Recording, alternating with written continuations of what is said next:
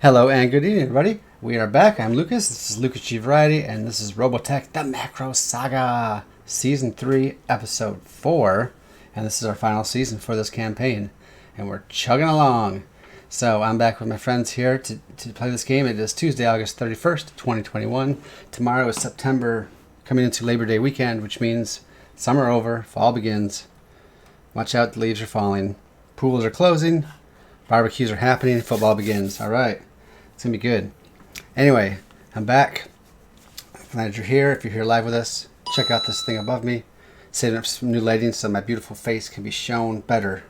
Or my ugly mug, however you look at it. You know what? Help me shine a light on it to expose it if it's evil. Shine light to burn it away. So anyways, go ahead. Give me money. Anyways, I'm done with my talk. Mike? I am the Robotech Master Harukajunko, and welcome back to another episode of Robotech the MACROSS Saga. And if you guys remember from last episode, we saw the harrowing events of the battle. Skull One, the Skull One piloted by Roy Coker, the carrier air group commander, it was blown up. Pieces of it were falling into the ocean with no chance for him to eject. Over the cries of his younger brother, Rick Hunter. And on the same moment, and just shortly after that, Keith Burning, or Chuck Burning rather, sorry, I keep thinking of the actual name of the picture I used.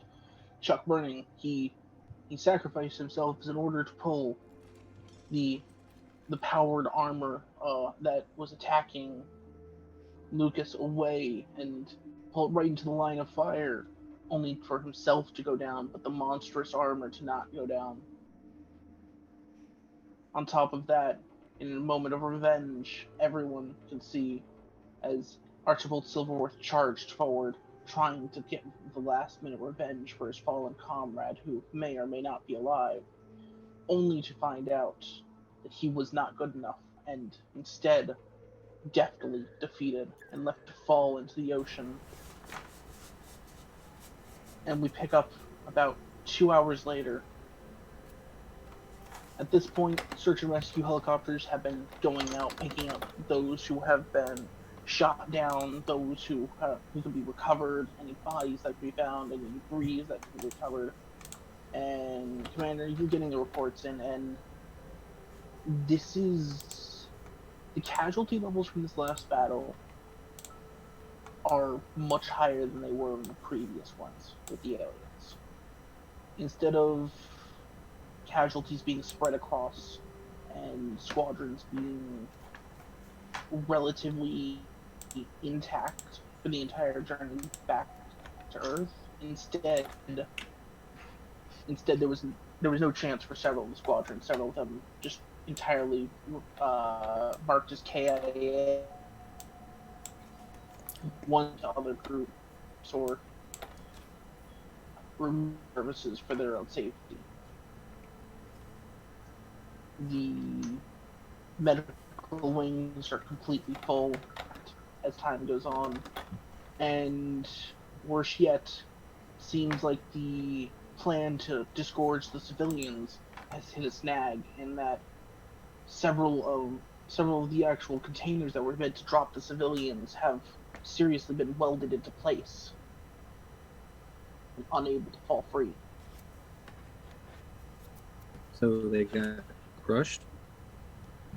It seems like they either got crushed or in the battle some form of damage welded them into place rather than having them be able to be dropped free like the plan was. So they're now on the outside. Like they're still in the places that they were before, where they were going to fall out of the ship, but now they're currently stuck in place, and they're like people are working to get these unstuck as fast as they can before the UEF is like, why aren't you leaving? Hmm. Alex Matz, you you were luckily enough it seems like you were luckily enough unable to scramble in time to impact the battle, but at the same time, the sight of Archibald Silverworth's fighter crashing to the surface is I imagine still stuck in your head, as he's one of the few people on the ship that you actually spend time with. Hmm. And where might you be during this whole rescue and recovery operation time? Probably at this point back on the bridge, he's the comm officer and assisting with, routing comms traffic is pretty important during search and recovery. So he's probably on the bridge, back on the bridge, just, juggling messages around. Yeah. So you're able to hear before the captain is just how bad it is, and occasionally through the rescue helicopters, the sea sergeants. You can you can hear like the pilots and the crew members of them calling back, wounded, KIA, critical, not gonna make it. Seems like even those who survived the incident not gonna survive much longer. Captain, what might you be doing at this current moment besides trying to figure out what the heck went on?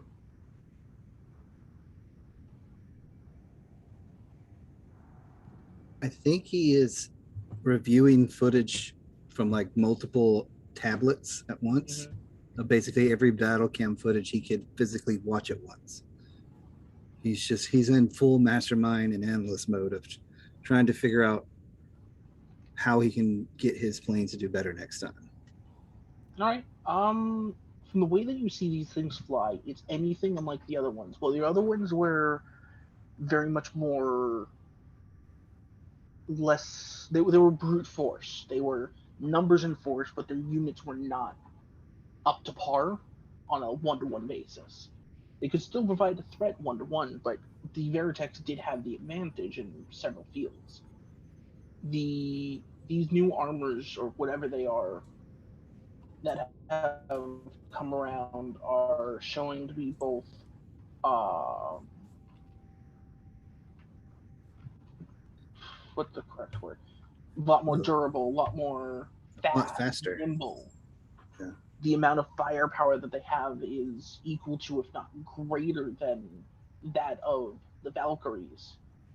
And even without the transformation suites that the Valkyries have, their maneuverability is something that not even the greatest engineers on Earth has managed to hit on even unmanned drones. Yeah. You've seen these things stop on a dime and rotate in such speeds that would normally just mulch a human body. Yeah. Superior fighter. Mm-hmm. Interceptor. Unfortunately, it seems you are now on the. From all you can find, it now seems that you are on the receiving end of what you have been, quote unquote, enjoying of technical superiority. Tactical superiority wasn't winning the material war, though. And now we've lost the material war and superior war. We have to go up a notch. All right. He stacks the tablets back up and sets them aside and needed numbers. He just looks across the bridge. I need numbers. We're still getting it through, sir, but it's not looking great. Several squadrons seem to be still unaccounted for entirely. Vanilla and Capricorn squadrons are confirmed to be completely wiped out, and many others from other squadrons are gone.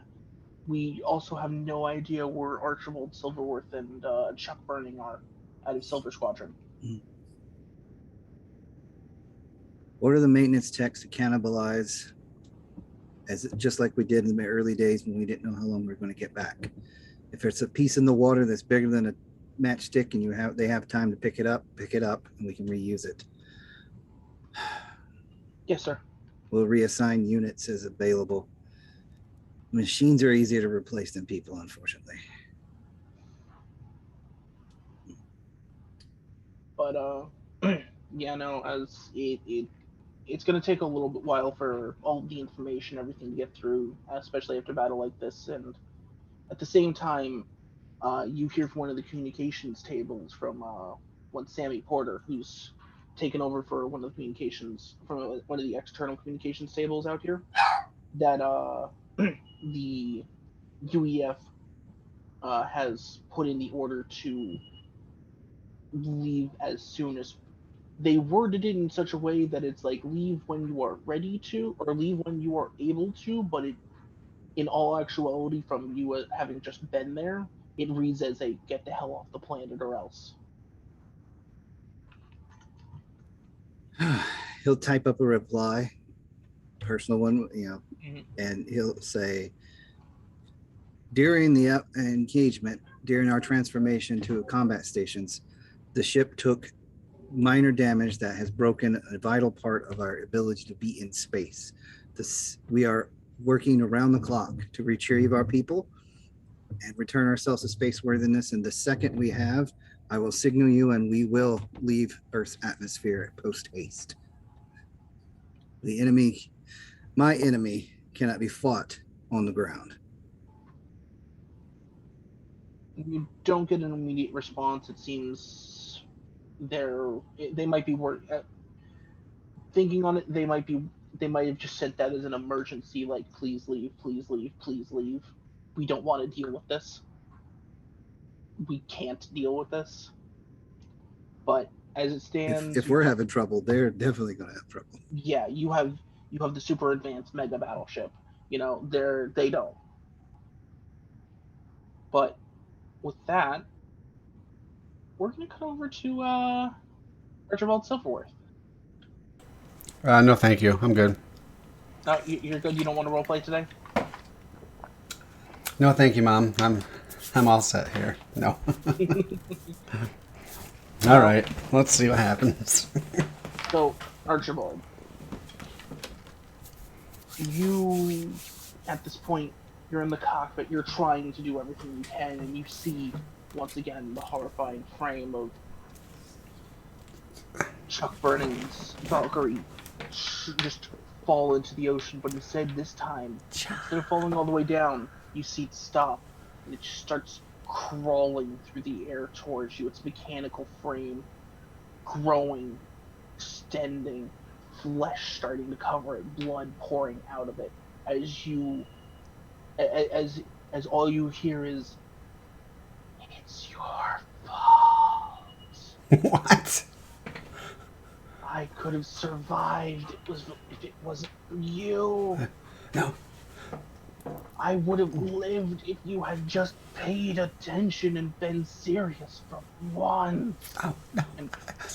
And as the mechanical hand reaches up towards you, controls your body, not responding to you, it swipes down as if to crush on your cockpit, and you wake up. No, sir. I didn't. No. Looking around you, all you see is a blinding light at first. This is definitely not the medical wing. Almost immediately you can tell of the STF-1. Looking around, you see that you are in some sort of giant tube. Glass surrounding you on all sides. Sorry.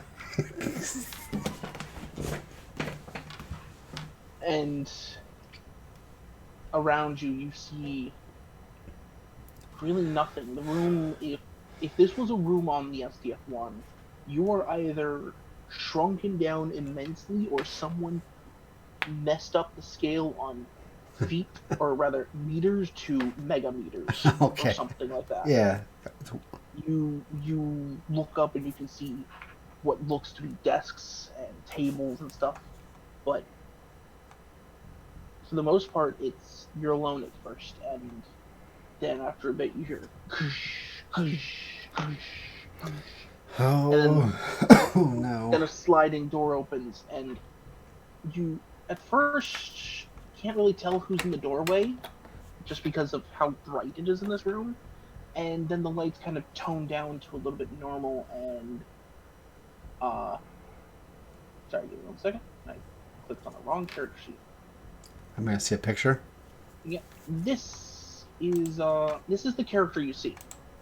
Hey, girl. Hold on 1 second. I gotta move her so I can see. And like before, you can, and immediately you're like, wait a second. Why does she look taller than me over there at the far end of the room? And then she gets closer, and every step she does, she starts looming over you. Oh. Till, well, I think you can connect that she is not human. Hot alien. Indeed, it is a giant alien woman. Takes Archie back, since it's the 1980s, actually not too far back, to when he used to watch Total Recall on VHS just for the one alien chick in the bar. And most people know what I'm talking about. Until his dad took the VHS tape away. Well, now he is living the dream with an over 10-meter tall woman in front of him. Oh. Now, what would I think about that even? You know, it doesn't matter. I'm not Archie. Or am I? I might have been Archie this whole time, guys. I don't know. My wife's like, you are a lecher. And that's why she loves me. I'm blown away. I don't even know. I'm just like, is she dressed like this? Yeah, she's very much dressed in what looks almost Earth fashion. Have you been reading my MySpace profile? Have you been on Hot or Not? Have you Match.com? And for a couple of seconds, she doesn't respond, and then she just goes, "No, we have not been on those websites of your races, as they have provided no evidence or no information that is actually valuable to us." Honey, you have no idea who you captured. Archibald Silverworth. Oh. Take it. Second Lieutenant Archibald Silverworth the Third. I just let's be clear. Yes, your friend who was with you in the ocean seemed to be telling us to leave you alone. Was it Chuck? Is he alive? She steps out of the way and turns on a different light to show off another part of the room. And down the tube lines walls, you can see these tubes filled with this almost green liquid. Ew. And inside of one of them looks to be a 10-meter tall Chuck. A 10-meter tall Chuck. No, But- Chuck is manning up before you. What a Oh. twist! I'm a little jealous instantly. But anyway. At the same time, well, rather, the display on it is showing Chuck's face. There is and that's when she points you further down the room to what looks to be kind of some type of operating table or something, in which you notice immediately that it's Chuck, but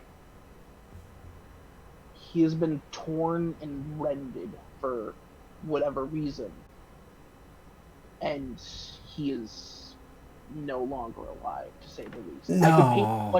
I could paint a much gruesomer picture, but I don't think that is needed for the scene. It's No. horribly gruesome, and you are going to take a drama. Chuck is dead. No. Are you serious? Yes. I'm taking a drama in real life. Son of a... Hold on. Autopsy. I'm just like, you bastards! You hot, smoking hot bastards! PG-13, I have to be careful here. Yep. Wait, so I'm taking a drama? I don't have it. You know, I'd say that you can probably replace the rivalry with Skull Squadron, seeing as you know that Skull Squadron's leader is currently the consistency of jam. Wow. Cold. Yep. Yep. So Pineapple salad. No, not even pineapple salad. Wait. I still don't even know what that means. Chunks of salsa. He never did get to eat that pineapple salad. So Chuck is dead? Drama? Mm-hmm. Chuck is dead. No. So I have stress of 3Ds. I have 3 dramas still. So you'd have 3Ds worth of stress. Okay, so I had 4 on there. I just forgot to erase it before. All right, let me just correct that. Save changes. Okay, thank you. He's just like, I don't even know how because his heart is now torn between this beautiful woman and his love for his buddy Chuck. Oh my god. Mm-hmm. But from what you can tell, whatever they did, they seem to be making another Chuck. Like, you've never, like, this is some sci-fi level, like, Yeah. Year 3000 kind of stuff, you know? Well, I did watch Total Recall, and they wore fake faces over themselves. Arnold Schwarzenegger did, right? He's relating any sci-fi stuff. I mean, he probably was a sci-fi kid if he... Well, not necessarily. But he knows enough about it, right? And, If there's anything that I know about Archibald, is he was never, ever a ladies' man in his youth. He was a total nerd. Mhm. The whole time. you The don't know... whole time. Actually, that's probably true. All right. I think for a moment or two, he's screaming and shouting at her in rage with this little, like from the outside looking down. It's like, it's like, like really muted sounds of this tiny person hollering and fogging up the glass. She just kind of looks down at you and goes, "Your attachments like that make your race easy to manipulate, easy to destroy. And seeing as we have acquired the genetic data we need, we have our perfect spy to get inside of your ship." Chuck, yeah. He's definitely a perfect spy. Oh, He has the commander's ear, right? I hope you do not That's my favorite. Yeah. I hope you do not misunderstand. We plan to, well, since you're trapped here, your friend will not be dead for much longer. In fact, as you can see, we've already begun making another one. And, well, we will be dropping him off on the ship. We were planning to use you, but we figured someone with such lackluster piloting skills would be unable to have any command record. Wait.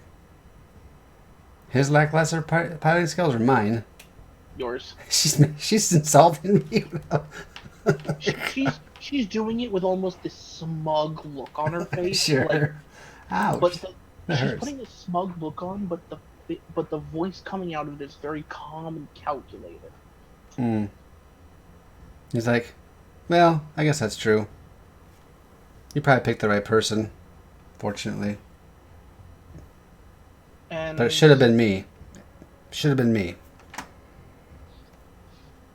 Well, do not worry. You have been honored with a position of survival, inside of our fleet.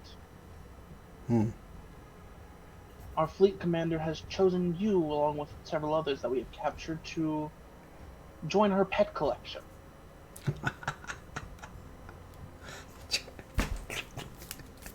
And at this point, she starts wheeling you away, like, because it turns out that you're actually on a moving Great. cart. Oh, and man. You're in a hamster cage. And as you start getting pushed along and stuff like that, you get pushed through the hallways, which are massive. Other giant women of all different kinds you see passing by. And one of the ones that kind of sticks out to you kind of hear is like, I hope Cha-Cha didn't die. And the one that you see is... Let me grab it. Let me just Oh, this is who I was against last time? Miss Purple here? Or Red? I think she was Purple. No, she was the red one that you tend to defeat. Okay, I'm gonna move Karsten. This is the one that you, this is the one you see. Oh, Mike. And she just... What? I didn't think she could be hotter than the last one. Uh-oh. She's a little bit smaller than the one that's been wheeling you around. She's probably around the height of about 9 to 8 meters. I mean, she's just kind of like, small.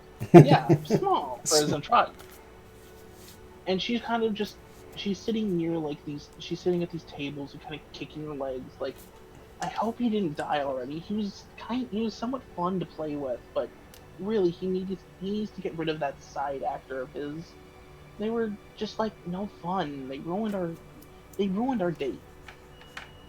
Ruined our date. The year of Archie. All right. So the season of Archie. Yeah. You wanted women. I have put you on a ship with giant women. The Amazonian dream. Yep. Yep. Try not to die. I'm gonna die of love. You know. No. Melody, it's like flew out of his head. And, the Russian, well, I never can remember her name, and Lisa he sees her right as they're going by this room. Yeah, and you're wheeled past fairly quickly. You can see her in there with two other girls talking. I think his eyes go wide, like anime wide, and his tongue. His tongue just goes funk against the glass, like downward. Are you sure his eyes don't like bulge out? Is he a Looney Tunes character now? I don't know if it's quite that, but anime just goes. They just do those really quick movements back and forth of weird things, But yeah, I think pretty close to like Looney Tunes, but I'm not quite touching them. Anyways. The other two that you see into that room are this green one who seems to be. This one with green hair who seems to be very. Oops. She seems to be the only adult in the room. Sure. And she's very much you must understand that that the only one allowed to take pets on this ship is Alberta, and well, seeing how effective he was in fighting, he was rather unimpressive. And give me 1 second, sorry, I had to click on the right character sheet. Come on, brain work.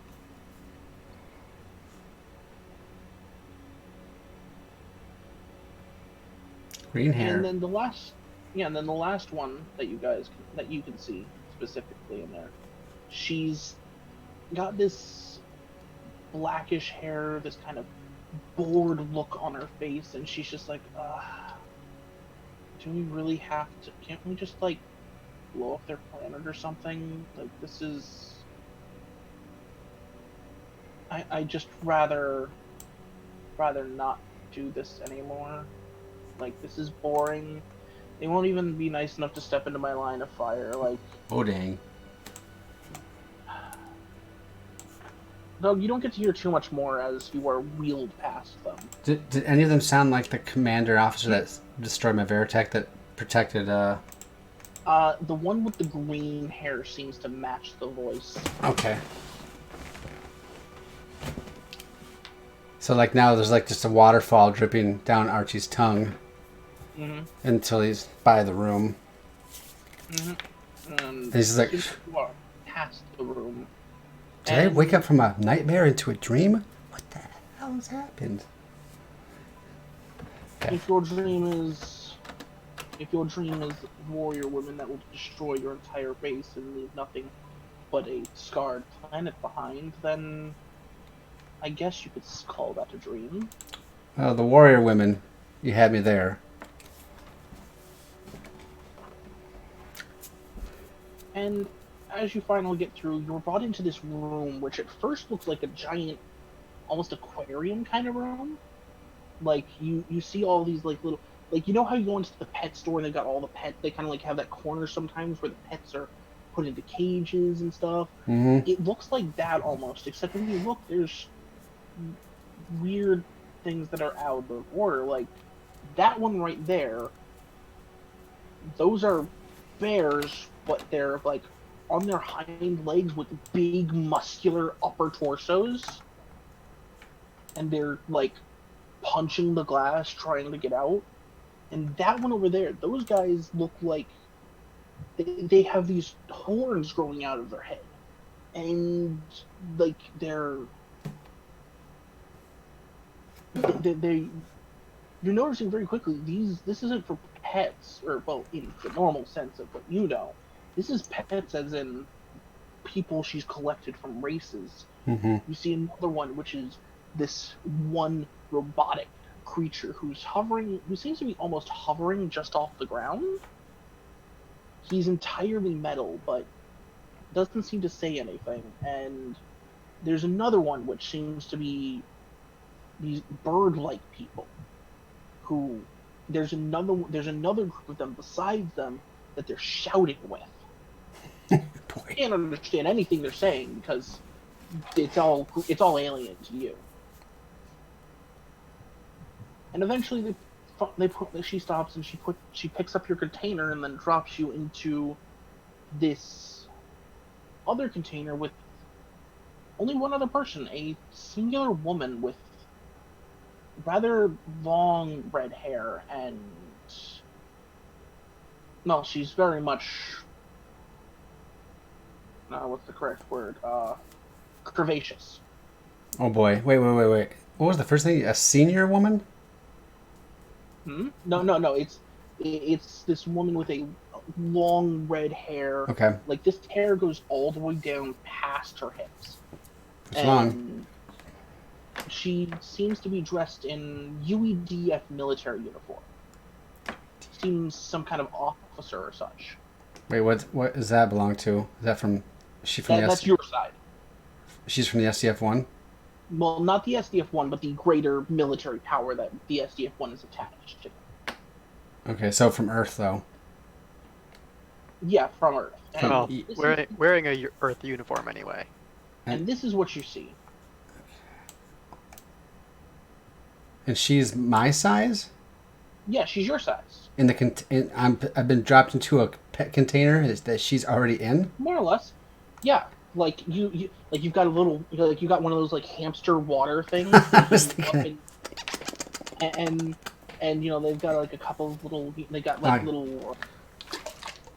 Yeah, like that. And you've got like some They've actually set out like some grass in here and a small room and stuff, but you can still see into like the other two sides of the thing and around you that like they're all giving you kind of like all these aliens are giving you the stink eye.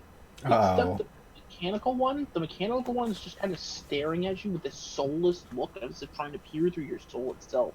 Congratulations, Archie. You've joined the zoo as an exhibit.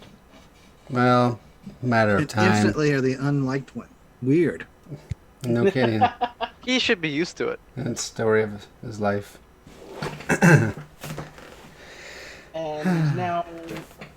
And once you're dropped in, the woman looks over to you and goes, "Who are you?" So this the redhead, right? Yeah, the redhead's like, "You state your name and rank." I'm Second Lieutenant Archibald Silverworth III, of course, of the SDF-1. And you? I am. No, let me pull up. I have to pull this up again. It's crashed on me. A second.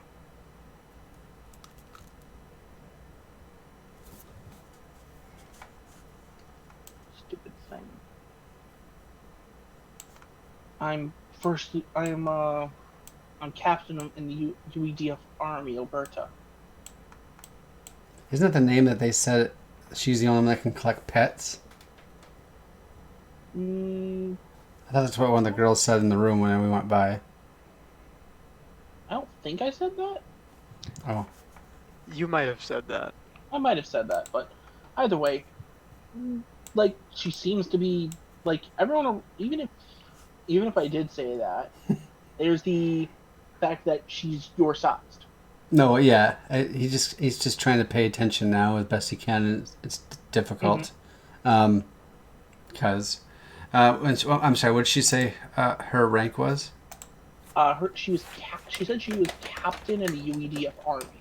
UEDF? Army? All right, okay, I'm just gonna put that or in, not of, but okay. All right. I guess nice to meet you.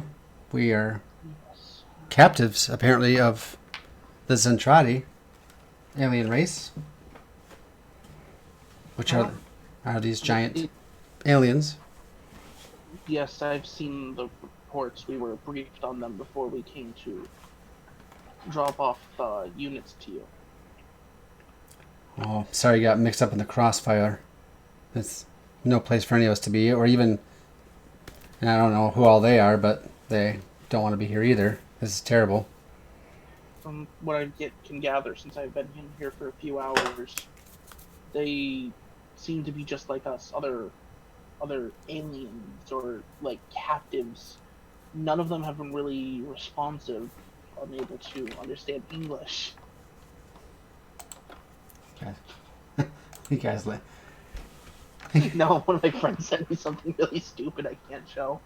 Sorry. That's fine. Why are you laughing? This is such a serious situation. I mean, Archie's done a pretty good job of diffusing any seriousness by being an absolute pervert. Yes. But True that. the only ones that I've been able to communicate with is that one over there, and she points to the metal one, who's the mechanical looking one, which is over to the right, just right of yours, and seems to be, and just kind of keeps staring at you two, and he said, rather, it calls itself Diplomat 541. Diplomat 541. Is it free to move around, or is it its own cage? In its own cage. Wait, what was that? Sorry.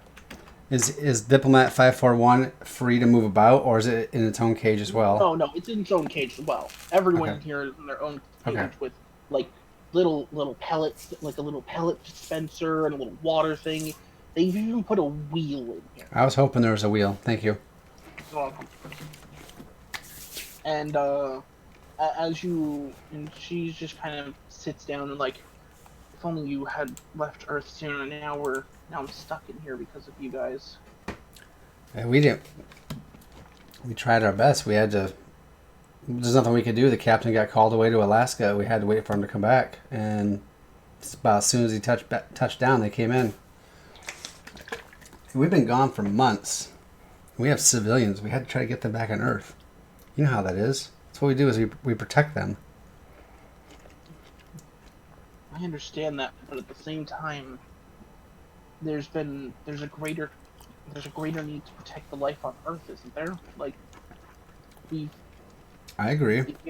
if these aliens, they do decide to hit Earth, like they did you, like what are we gonna do? I don't know. I think they want the ship. I don't know why they want. Well, they would have to destroy Earth for unless they're just vengeful, which all these women vengeful, like, psh, wow, they're no different no matter what race they come. Well, anyway, sorry, I was gonna go. She just kind of like gives you the side glare, and He stops, like he's just kind of like, what's right? Well, I would suggest you mind what words you choose. yeah. Just Maybe in a situation where we have no idea what's going on, but we should still attempt to figure out what's going on and maybe form an escape plan. well, sure. I assume we're in space, though. If we were to escape, we'd have to pilot one of their vehicles, which is huge. So unless we could shrink it down, or we could giganticize ourselves some way. I mean, how are we going to get out of here? I don't know. When I was brought in, I was put into a room with large tubes that they seem to be growing someone in. Yeah. I know about that. Maybe we could figure out how to use the tube or whatever to get us. And she kind of just slumps down into the corner, like, and just kind of sighs, like, even if we did, we don't know what we'd do. We'd just end up getting shot, wouldn't we? Mm-hmm. Yeah, you suggested we... No, go ahead, sorry. I was just gonna, and even if we could get out of here, what's to prevent our own forces from shooting us? I could set up a call signal, or a call sign of some sort. See, the captain and I, we go way back. We're almost best friends. I have a lot of things I could say directly to him that he would know. I mean, I am Archibald Sirworth III. You've probably heard of me yourself.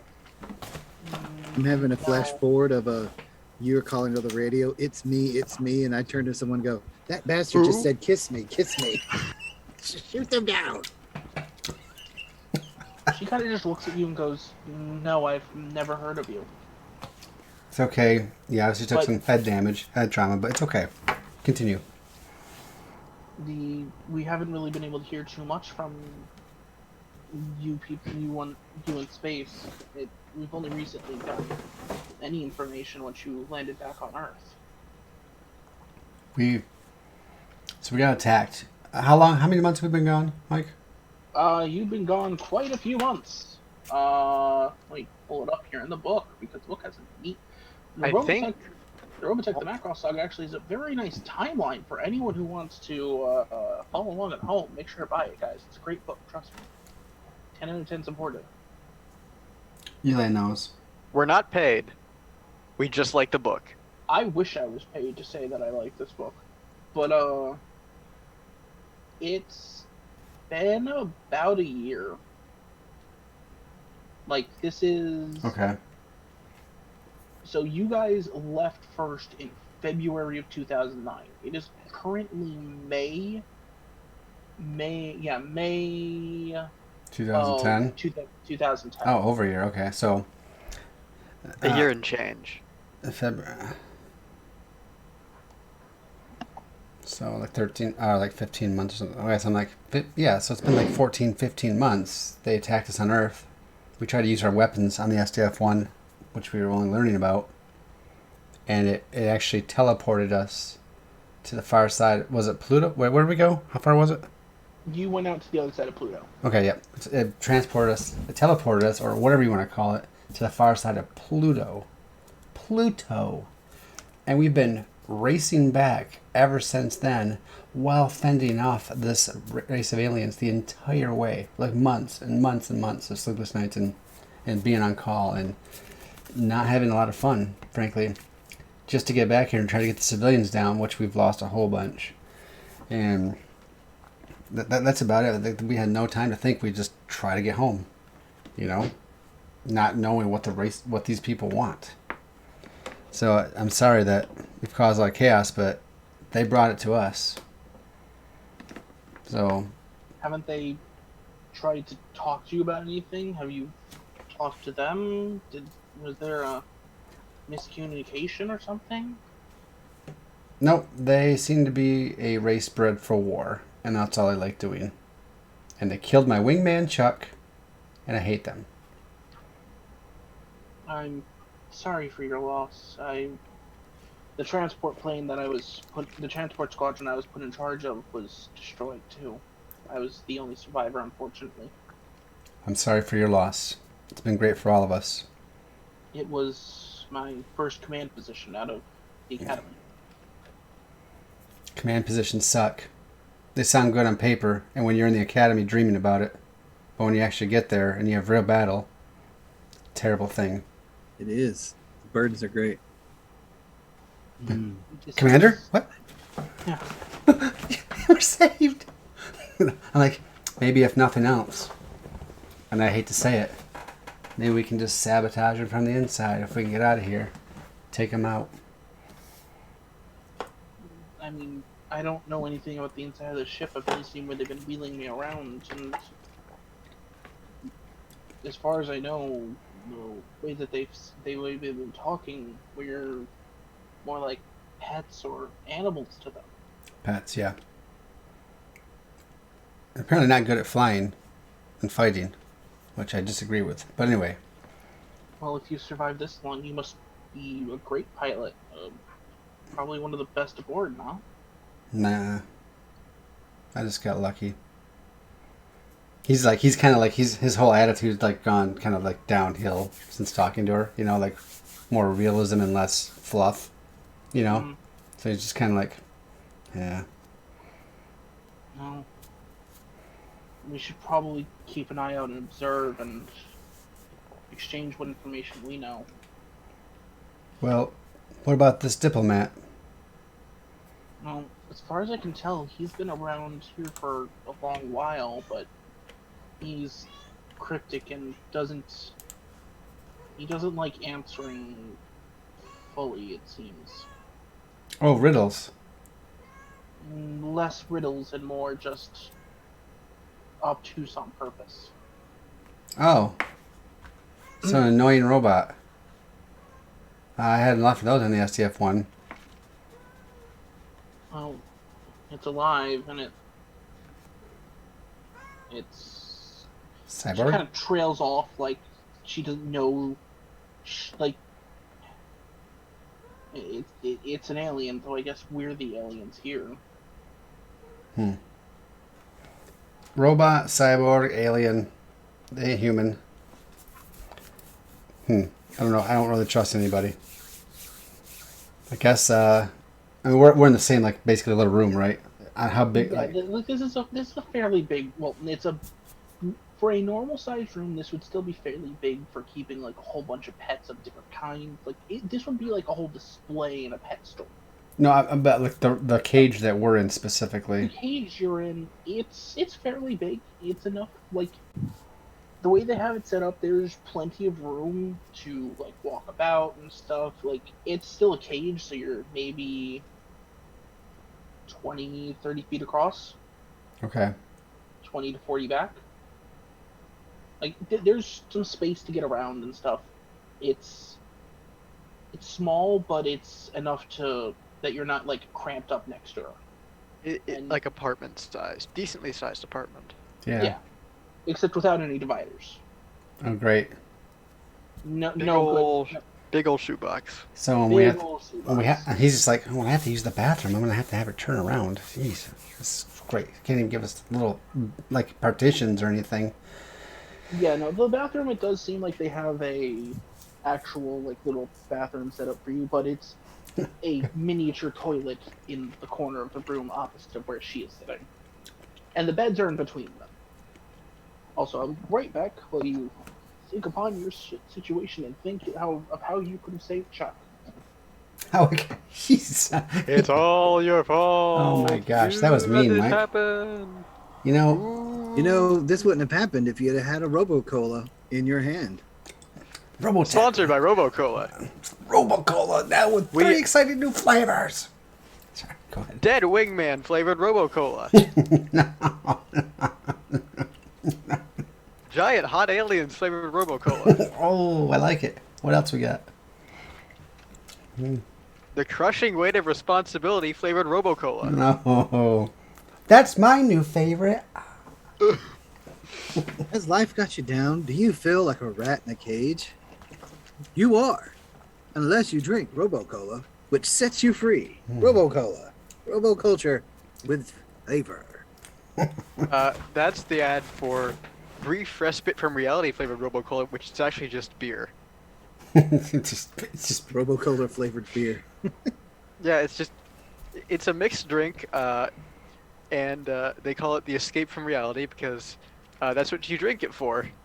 yeah. Be nice to have some of that in our little cage right now.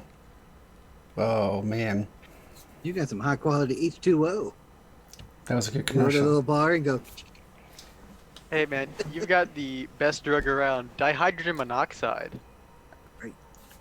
100% of people have died using it, though. Yeah. Still, 100% of people who have had the best day of their lives had dihydrogen monoxide that day. That's true. or at least somehow immersed in it. I mean, it's a very versatile substance. Is this the green goo stuff? It literally, It's Yeah, water. it's literally everything. it's inside of you. Oh great. Okay. Too much of it is a lethal toxin. Yep.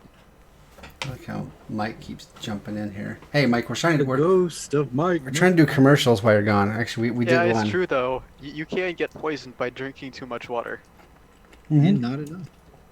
which is really weird when you think about it. Well, you can die if you drink too much. That's happened before. Yes, it happened every day on the set. Now, water accidents, the show. Well, It was canceled in- after 2 episodes. coming this the fall. Water No one accidents. watched it. The show about accidents Actually, with no. water. Water Accidents was a film student's final project run on a community access station. Literally his final. Oh, Tice the Yeah, Betrayer. Yeah, he failed after submitting it. Oh my goodness. Tice the Betrayer comes in with 3 200 cheer bits, which is Robomaster adds +2 dice to next roll. Why? Because he's Tice the Betrayer. So now we have 3. He has betrayed us. 2. So that, Yet again. so that gives How him, could we fail to see this coming? Thanks for This twist was so pushing toward. twisty, it was twisted back onto itself and became normal. I like it when I'm the GM and That's just a Tice circle. donates, but I don't like it when I'm the player and Tice donates. I love it more once he donates to other GMs because that means he pays attention to the better GMs. Wow. Rude. You forget he can still hear you. He can't I hear have- me. I'm I have speaking had- in code. Boop, boop, boop, boop, boop. Ixnay on the insult. I'm saying he's the better So- GM, goofer. Insult A? Insult A? Yeah. Yeah, that's a weird one, actually. Yeah, Hold on. anything that begins with a vowel is probably going to be. Insult E. Insult EA? Insult the A? Insulty. That sounds like a French word. Insulted. And the insulty. Tice the Betrayer says, I blame it on Soundwave for killing all my Pendragon characters from childbirth. You lost a lot. Hey man, childbirth was no joke before medicine. Oh man, no kidding. There was like, I don't remember the exact percentage, but it was almost impossible for them to survive in the early years of the Pendragon campaign. You had like a 20% chance, probably at best, for a kid to make it. And then you had to test every year after that until they're 10. Same test, same chance of them dying every year. It was brutal. Coming this summer, Death by Childbirth and Pendragon campaigns, the show. I'd be willing to run it on here, but I don't think anybody could hang with the Gate Pendragon campaign that long. It's a slog. I'm not sure what slog means. Like, is it just crunchy numbers? Long. Unpleasant and long. It's long. It's not. It's actually very fun to play, but there's a lot of spots where it's like this 1 year of game time is going to take a long time to play through because there's like 2 big battles and there's a lot of other stuff going on. And then 1 year is literally, if you did good and you do exactly what you've been taught to do up until this point, you're all going to die. And there's nothing I can do to stop it. It's part of the game. Wait, if you do what you're supposed to do, you're gonna die? But Yeah. think Pavlovian responses, just like a dog, where you ring a bell and give them a treat, they start to expect a treat when they ring the bell. In knighthood, there's certain things you get rewarded for. Like you're a king and you go in a great fight, you win the fight, and you're the most glorious unit on the battlefield, you expect eventually to get honored for it. At one ceremony, you get honored for it, and it's basically a red wedding scenario. Oh. And there's no I remember it. it literally says for me not to warn the players because it's supposed to be super dramatic. Well, now I know. But Tice is like, are we talking about the Red Feast? You won't know Yep. which one. That's true. Yeah, if you've played it before at all, you know which one because it's the last one of what they call the King Uther period. But It's you always get fun. all excited, you're all happy, you did it, you're going to go take your big reward, and you better hope you had kids that were old enough to take over for you because your guys did. You did. And you can't Magic. you can't defend from it either, huh? Not at all. You just But got that's 1, 2, 3, 4, 5. you just got Starked. What's his name? What was You that? got like Rob 14 Stark. gamers. Yeah, you got magic and BS. It's not a very it's something that happened in the real world, so it has to happen in the game because it's based off of real world plus fantasy. Sure. But it's brutal.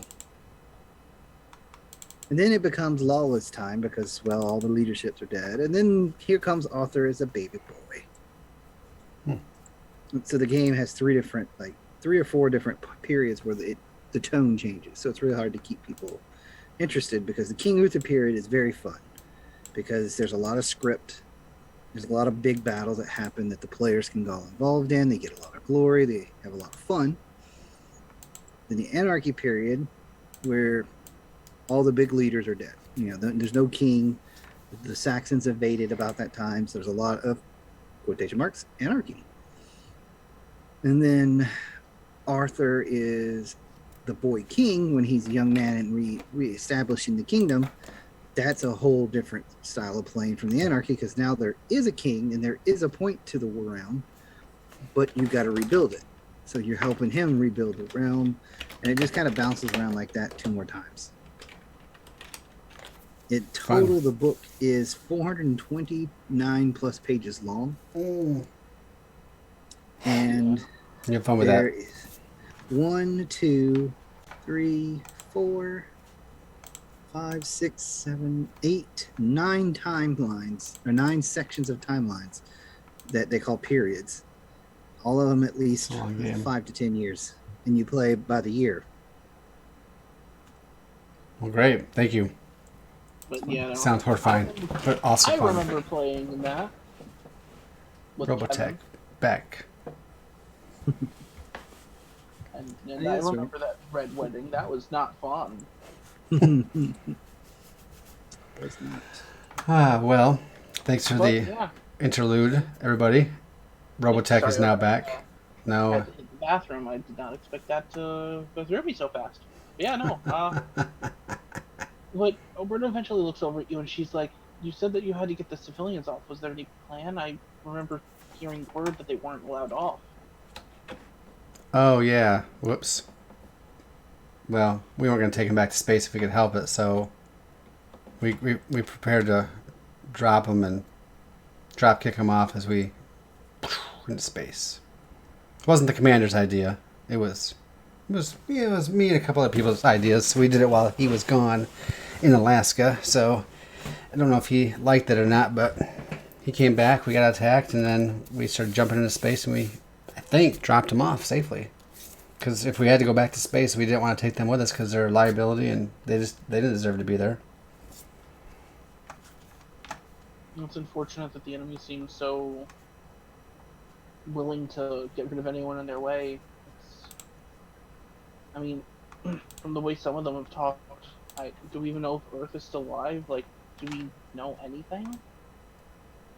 If Earth, I mean, we've only been here a couple hours. I'm sure it's fine for now. Weren't you awake on the trip up?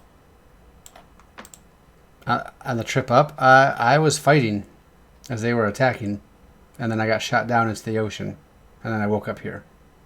Well, we're somewhere around Saturn or something, I think. And, Saturn? What? And the fleet, like, I have. I've already been here. It's not that fun. Sorry. Well, the enemy seems to think otherwise. They amassed a massive fleet. I heard some numbers, some of them talking like 50,000 ships strong.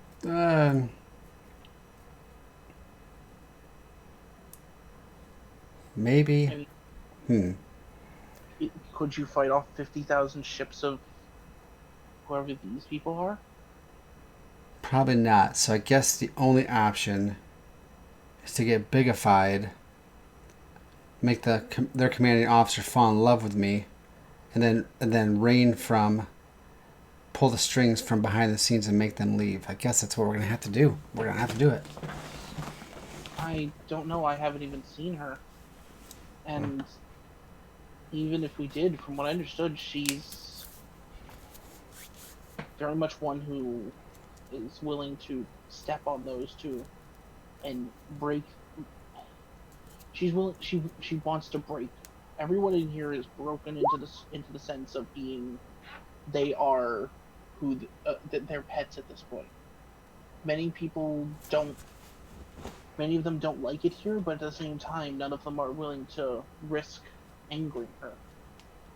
I anger everybody just by opening my mouth. So she'll probably start breaking me real soon. I just hope it's a fun breaking. Mm-hmm. I just hope it's not a neutering. Oh, God. Oh. He's just like, he starts thinking about it. He's like, oh, there's a real possible chance of unpleasantness here. I don't think she does that. Parts of the ship are like farms. Like, people, I've seen other humans here. I've seen some of these are the ones who Yeah. have been broken to the point of subservience. They're willingly farming on this ship. Yeah. Hey. No, I don't mean like they're like making them into like they're farming them for their meat or anything. I mean like Yeah. they're hoeing pitch into the ground. Yeah. Oh yeah, I cut grass in high school before I joined the academy. I mean, in the summer for a summer job, it ain't that bad. You get some blisters on your hands, especially if they don't give you any lotion. Man, I'm gonna miss my lotion, my face wash, my moisturizers. Oh, maybe I will be broken. I mean, look how perfect my hair. Well, no, it's probably not perfect right now. It's like, look at this. It's a mess. Anyway, what did you say? Alberta. Yeah. Why? Like, at this point, I'm wondering if we're gonna even be able to win this war.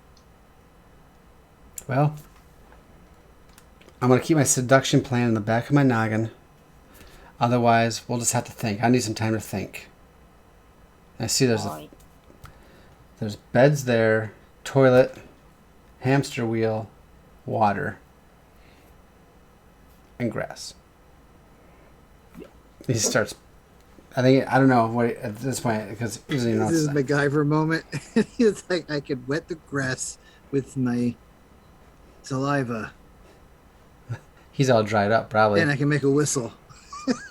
And that's it. That's as far as it gets. Like you see these versions of these plans, and it just stops every time with eh.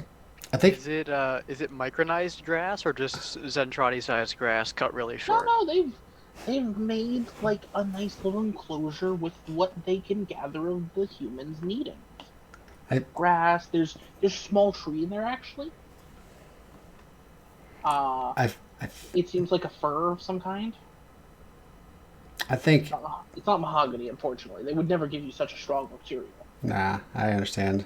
I think You Archie. could start a fire with the wood with just a friction.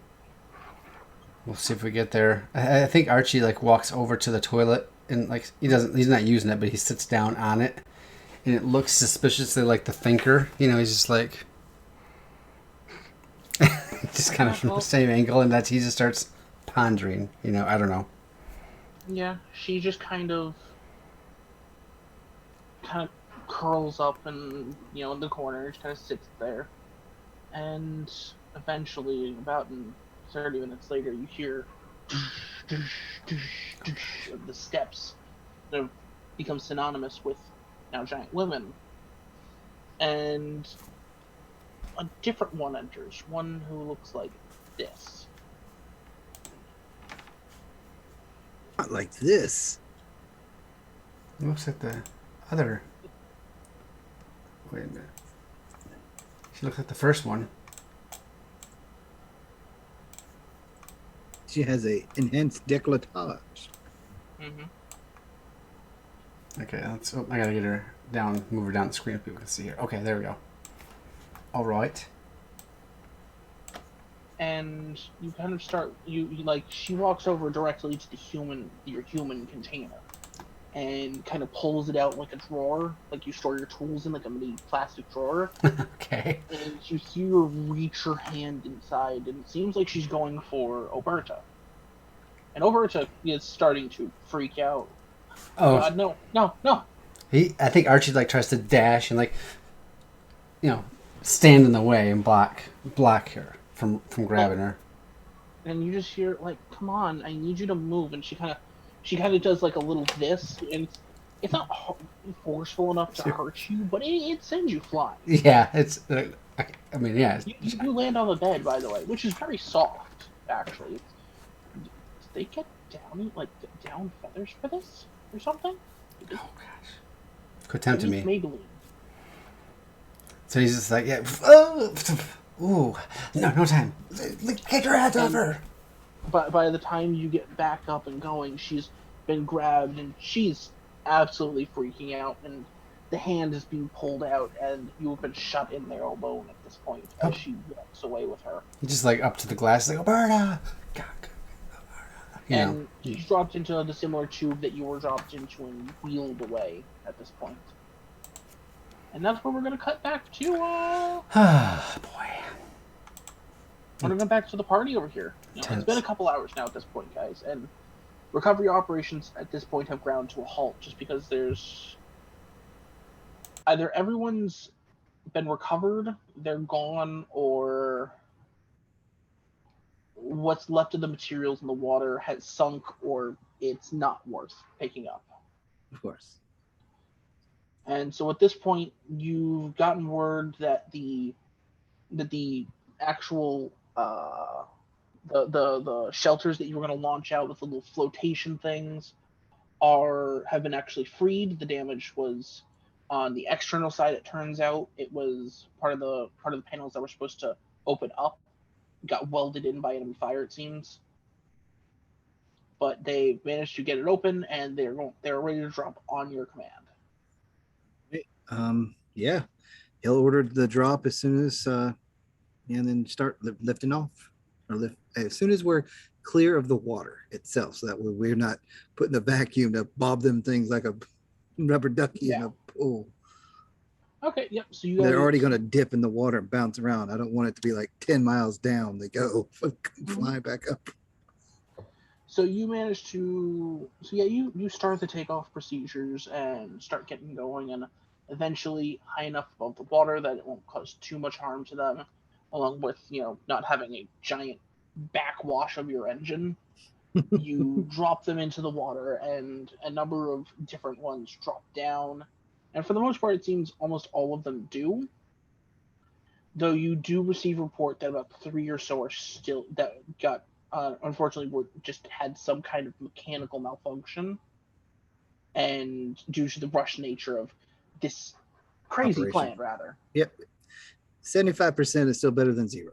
Mm-hmm. So you're still going to have civilians on board, unfortunately, but the number is reduced. It's that's the primary thing was we needed to get the numbers down. 0 would have been a lot better, but again, 75% is a lot better than. It'll at least be easier to put them all in a part of the ship that does not move around during transformation. It doesn't just every time I blink, every time I flip that switch on my console. Yeah. But, and he'll send out the message saying damaged sections have been ejected. Please follow up with a check on them. They may have contained parts of the ship that can be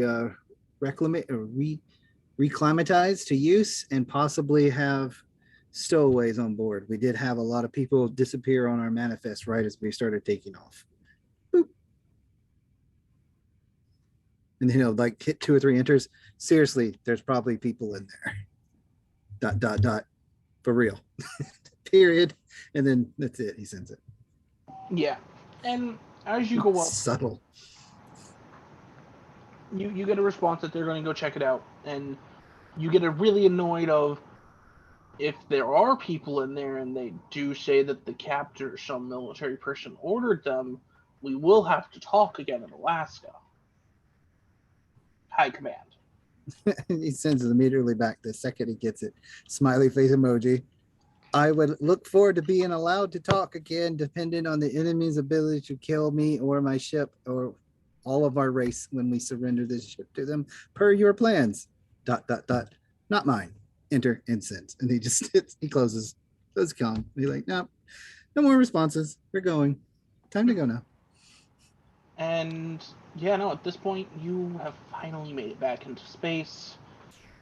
Though it's almost a somber note for almost all the entire crew for having just got back to then be told to go back up in space. Many of the bridge crew are obviously shaken between this and the horrifying battle. It's the amount of stress that has been recently acquired by the crew has skyrocketed. Indeed. But at this point now, you are in space and basically told to hold in a point beyond the moon. Beyond the moon? Beyond the moon. They want you just past the moon, so you guys go fight over there, and there's no chance of us getting shot. Just hang out in the dark side of the moon. More or less. Just please go away.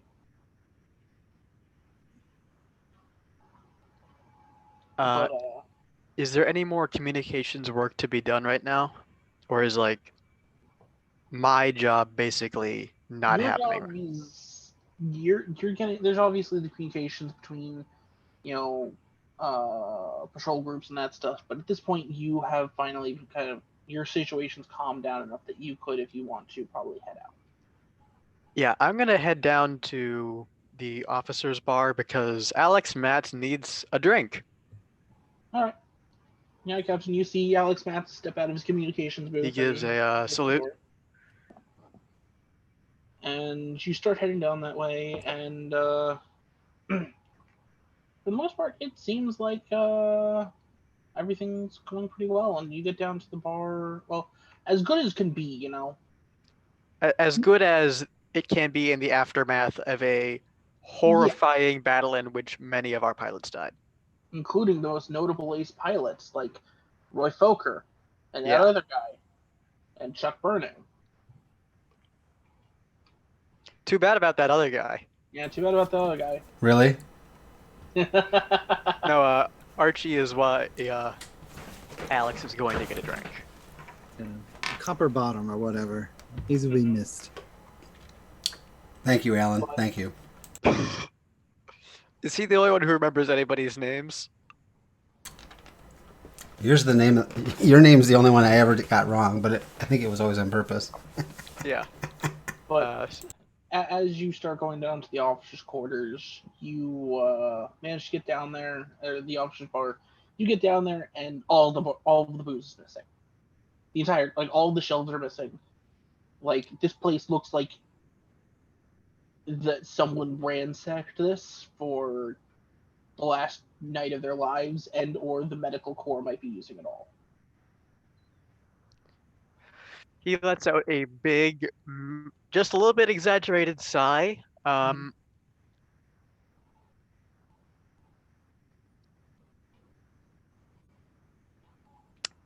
right, well, he can't drink to relieve stress, so I guess he's going to go to his quarters and get his guitar.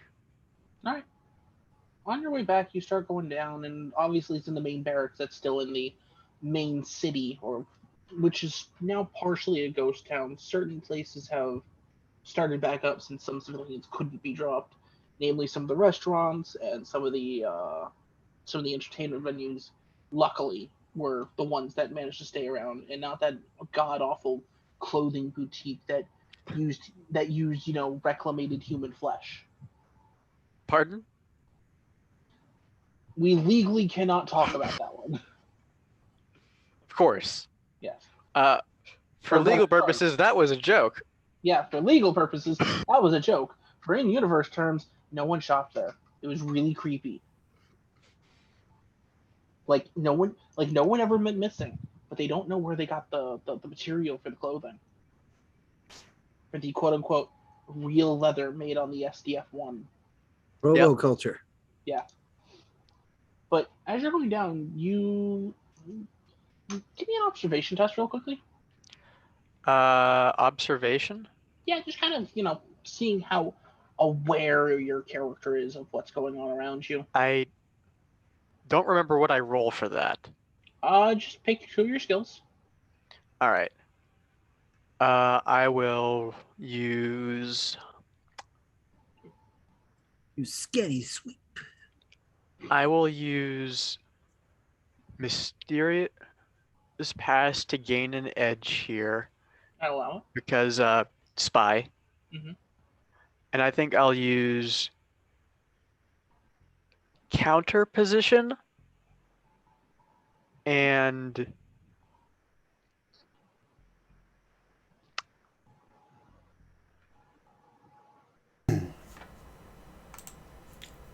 I will remind you that we also... Yeah. One second here. That we maybe also... Flash Move, because this is probably something that I blink and you miss it. So You also have bonus dice if you want to use one, if you think it's important. I don't think it's that important. Target number 5. Famous last words. Target number 5, Robotech Master. Yeah. Or well, no. Since you're at edge, you would be target number 4. Okay, yeah. 4 successes. 4 Nice. successes. All right. So at first you didn't notice anything really off. You kind of just started heading back, and as you walk around the corner, you almost bump into a woman that you actually haven't seen before, which isn't exactly uncommon because this was an entire city down there. You don't Yeah. exactly know everyone down there. But what does strike you as, striking is that she's rather, what's the correct term? Well, My connection went a bit choppy for a second. I missed maybe like the past 15 seconds. yeah. Well, as you run around the corner and you run into someone that you almost run into a woman that you don't seem to notice at first, and you almost give it like a side eye, like, yeah, it's whatever, and then you kind of do a double take as this woman is strikingly more attractive than a lot of the cast. It's on the ship, it seems. So it's Max May. Yeah, it's Mac May. And she kind of looks at me and goes like, sorry. What does she look like? Like descriptors? Like she's about 6'2". She's very lean in her build, but at the same time still being very womanly. She seems to carry herself with a bit of a pep in her step and is kind of just curiously looking around at what's left of the city in here,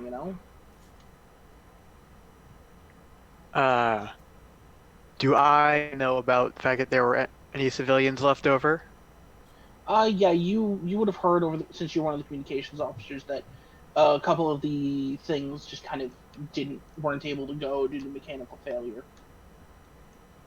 All right. And you can see other civilians about, though less in number. There's still about 5,000 or so. Like there's still a good amount of civilians who are living throughout the city and doing many of the still civilian style jobs. And is the part of the city where I ran into her like a place where mostly military people go, or? It's kind of a mix at this point. Everyone's a bit more quiet and solemnly right now due to, well, a whole bunch of civilians are still stuck on the ship. The military's solemn about, oh my god, we just lost both our carrier air group commander and the top squad and the second top squadron leader, and on top of everything else, we're going back into space.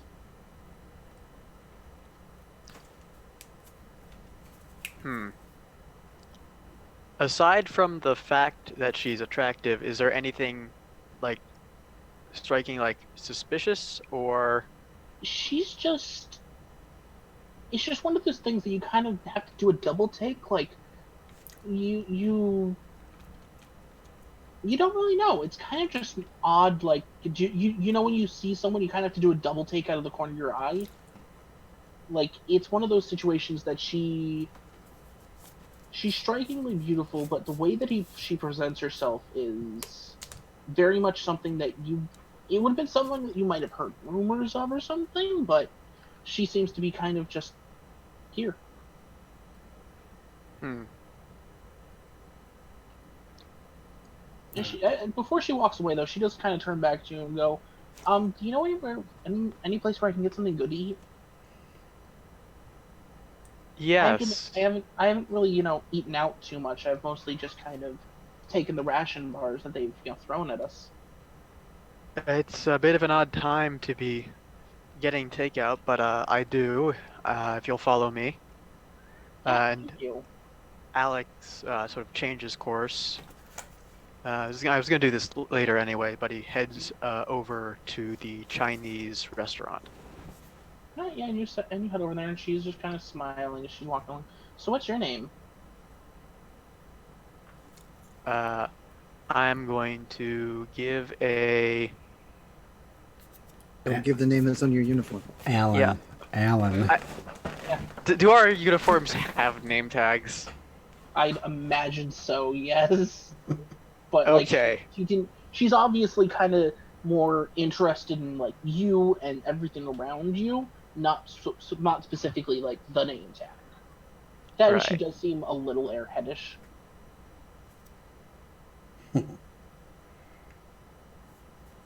I'm going to.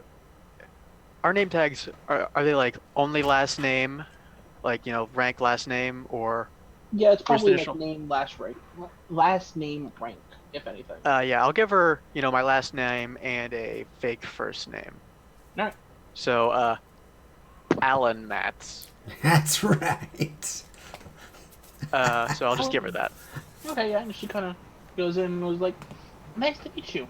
I'm Cicely, but people just call me Sis." Right. Uh, he's kind of unfazed Mm-hmm. and like a little bit suspicious, just because wow, kind of weird to run into a person like that right after this. Mm-hmm. That and it's you could say it's definitely a little weird that Yeah. she's so She pep.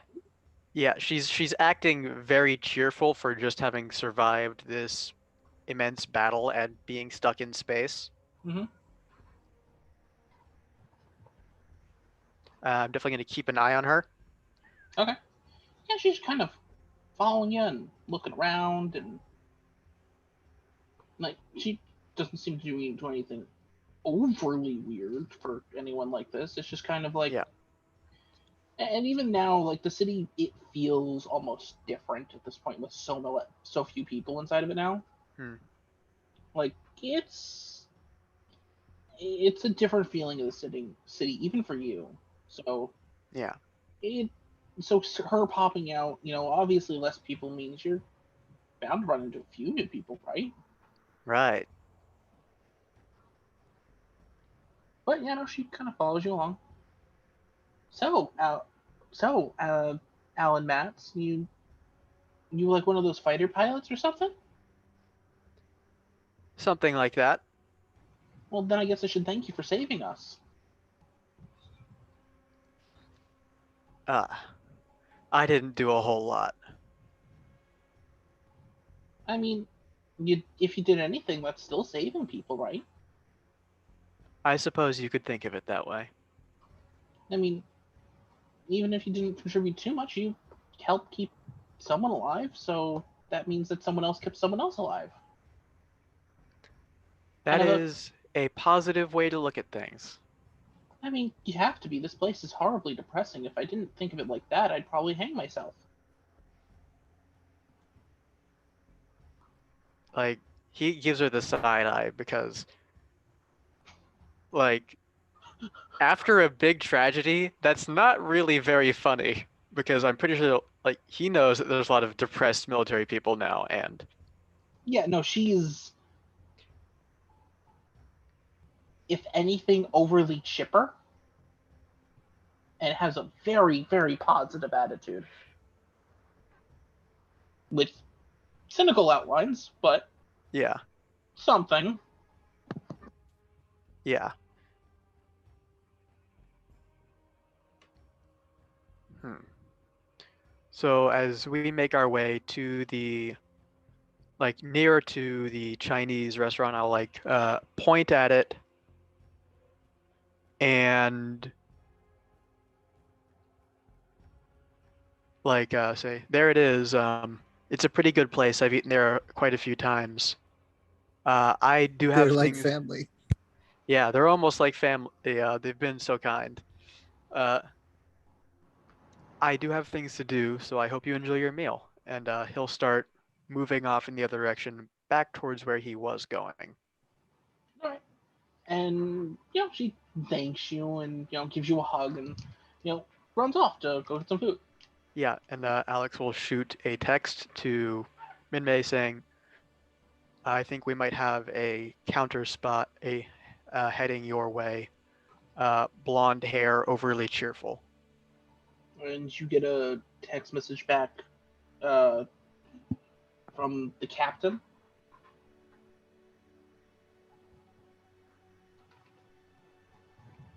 Like Uh, question mark, question mark, question mark. Like, is the captain? Was the captain's show a total farce? Is he gonna kill us now?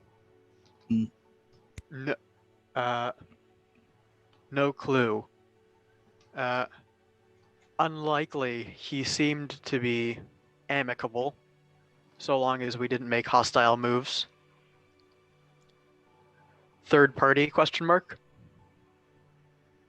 Like, there's just a little bit, and then you get a couple other questions. You come a text back like, but what third party?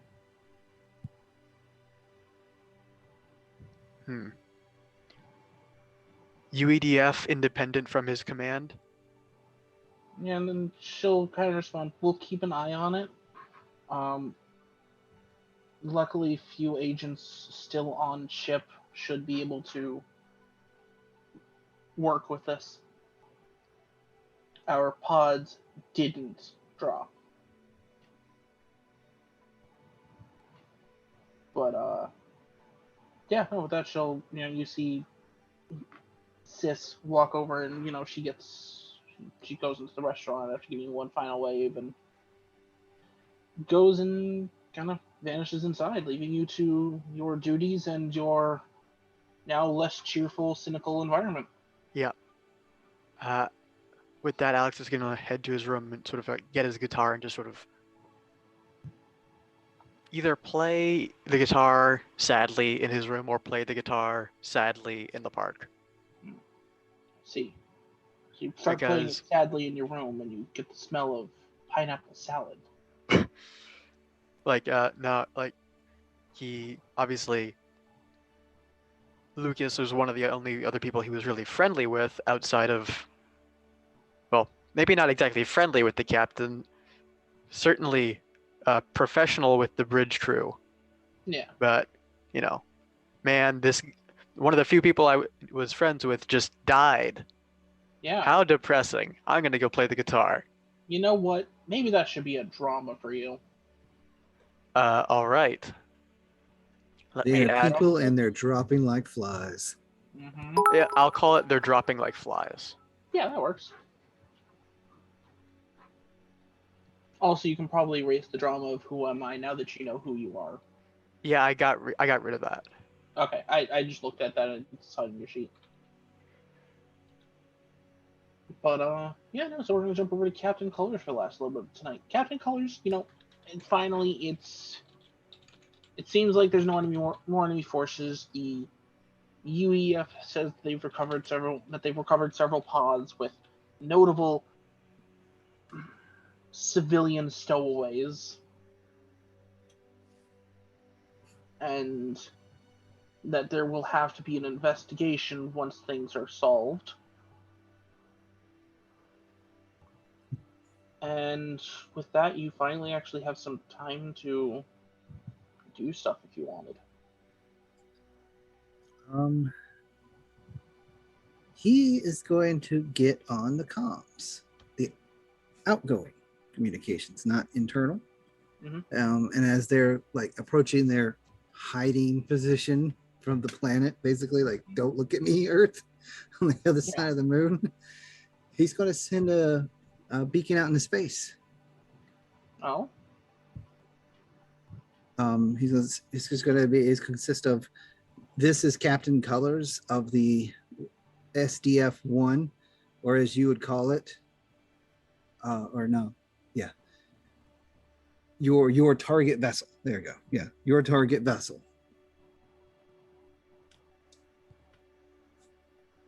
We are no longer on our home planet. Name a place, and we'll meet there to discuss or finish this. Captain the Colors of the SDF-1.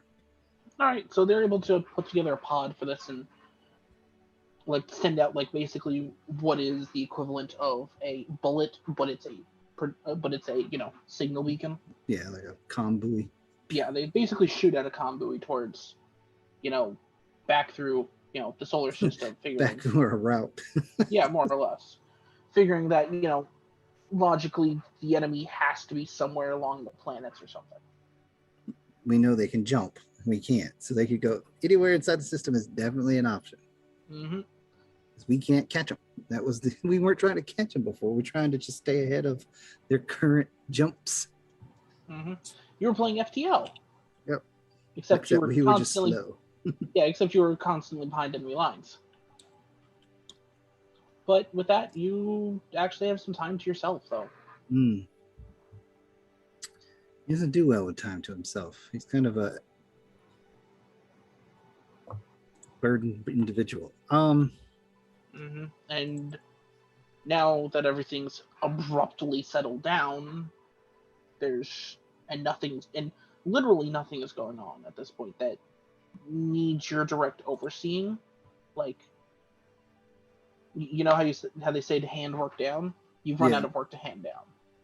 So, despite the fact he's got free time, whenever he goes to, he doesn't go to his quarters. He goes to the briefing room that he had that last briefing with the squads, and he is purposely reorganizing and re-strategizing. Like, he is spending this time, instead of like how he's been deploying the troops since there were so many, like in this big blob, he's basically like making the planes and the robots into basically layers of armor for the ship, instead of like a screen like there were previously, where like the robots might be on just one side and then the fighter pilots were all out there forward projecting.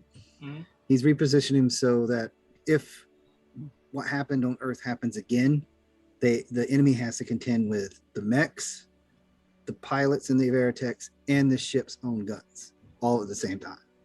All right. So that's basically what he's doing. He is crunching the numbers and programming, and he's burning the midnight oil to make where the ship, the pilots, and the mechs are all basically one big weapon system. Yeah, and it takes a long while for that. And occasionally one of your radar officers, one of the sisters, one of the girls rather, comes by and starts and drops off a drink, a snack. They drop you off some granola bars, UEGF brand ration. Ration number 42. Ration number 42. Luckily, it is not veggie omelet. It is those little pizzas, pepperoni pizzas. Same difference, but they technically don't taste as bad. Yeah. He always thanks them, but he's dogged determined to make sure that the next time they come for him, that they'll get a bloody nose if they're taking the ship. Last time, he didn't take down enough of them as far as he's concerned. And he didn't get transform in time to take them all out if the ship would have worked. Another thing that he's upset about. Captain's upset about a lot of things. Well, he's the captain. Yep. And if you do feel like any specific one is, upsetting enough, you can definitely add that as drama to yourself. Or just overall battle stress. I'm going to put... Since I haven't actually given you any dramas, I don't think. Nope. I've been focusing on the other couple of nerds here. Well, most of my stuff is resolved in combat. That's usually where I'm focused, and now I have I finally really lost, as far as I'm concerned, in character. This is my first loss in character. So I'm going to put in as a drama, fighting. Not fight. Defense and offense combined. Right, yeah. And you'll probably be able to resolve that one fairly quick. And you know what? You can add another one that maybe something along the lines of first loss. Yeah. Since as far as this war has been going on, you've been suffering losses in the terms of troops, but you've always had the tactical victory. The enemy lets you live this time. Like, I believe we could have saved the ship from being broken, but we lost the battle. And that was more important, because we talked about all the stuff we won, and then the first time we fought in Earth's atmosphere, we got whooped. Doing the same thing we did all. Please leave Earth as fast as possible. Yeah. Your bad luck, please go away. Yeah. So much for winning. Yep. So yeah. Yep. So got that. And with that, though, I think that's a good stopping point, as the rest of the ship tries to get some rest, and everyone else amongst the ship is heavy as the weight of command. trying to break with the burdens, and occasionally the sounds from those closest to the medical wings can hear the cries of the anguished and dying, those who will not be saved, and those who even saved will never be able to do anything again. And that's where we end this horribly depressing episode of Robotech the Macross Saga. I am the GM Harukajunko, the Robotech Master here, and I hope that people had fun with us. I've been hoping to kind of I'm happy that I was able to kind of get this feeling of, yeah, you guys have had some wins, but the real game starts now. And with that, though, I sometimes stream over at twitch.tv/Rukajunko, and once again, I always thank Lucas, but he's not here, about how fun it is to be here and to bully all of you. And with that, though, I'm going to hand it over to Mecha Meme over here. All right. I have been the performer Alex Matz tonight. Perhaps not performing for anybody right now, but yeah, it's been fun. It's been depressing, I guess. Funny to watch Lucas flail around over there. Yeah, good time. And I will send it to the captain, Paul Colors. It's indeed. I picked to play tonight Captain Paul Colors, the replacement for the original captain from the show for the SDF-1. The vastly sidestep, never not better, not worse, because Global was pretty badass considering he had nothing to work with.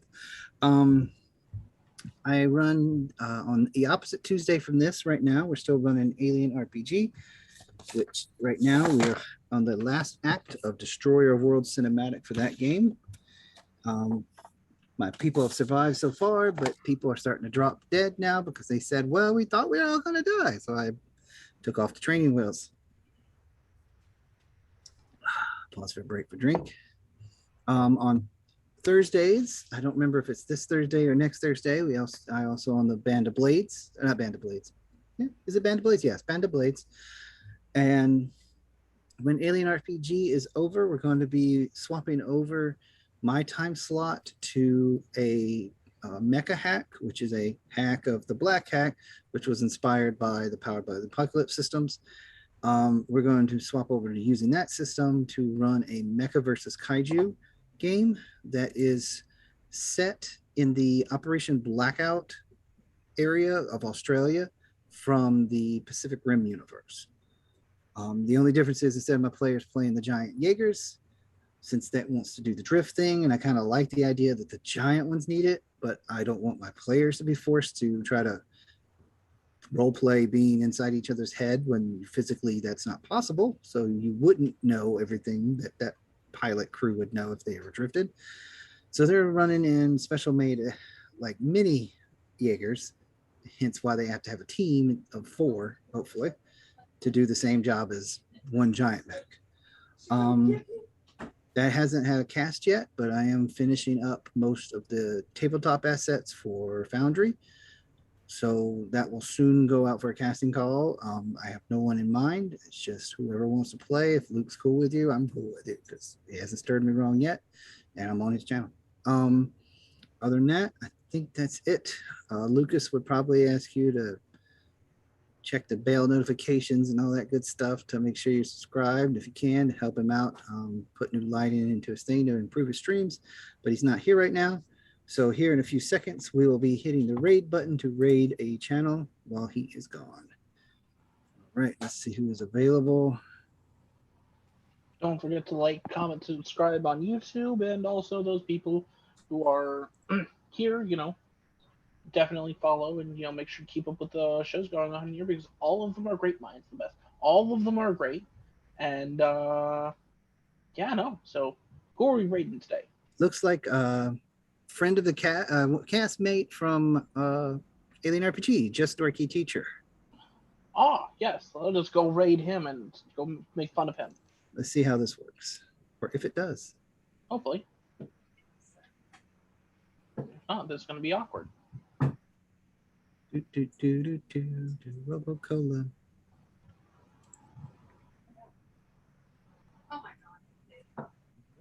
I'm assuming that worked. Let me. I'm on a Double different check. interface. Looks like it is. I'm now seeing Borderlands. Ooh. Borderlands 2, I think. Alright, so I guess we need to leave this call to make sure we're not talking over Dorothy Teacher. All right. Alright, have a good night, guys. Bye bye.